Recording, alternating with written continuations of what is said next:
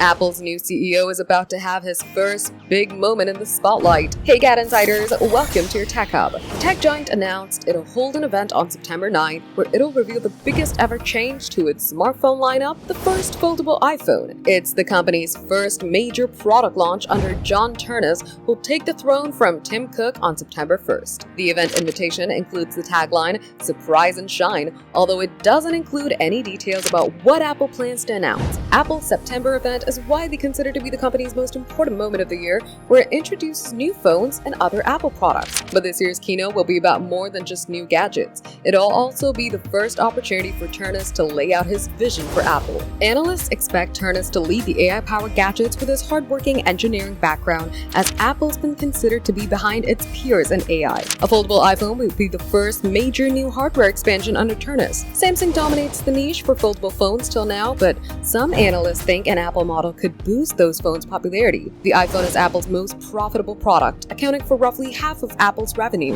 And now, a foldable model could budge even more high-paying customers who would otherwise buy from Samsung or another rival. Foldable phones are generally pricier than standard smartphones, with Samsung's Galaxy Z Fold 8 starting at nearly $2,000. But an ongoing memory shortage has also caused Apple to also raise prices of its products, including iPads, MacBooks, and other products in July. For more updates, subscribe to GadInsider, like and share the video, and don't forget to press the bell icon so you never miss an update.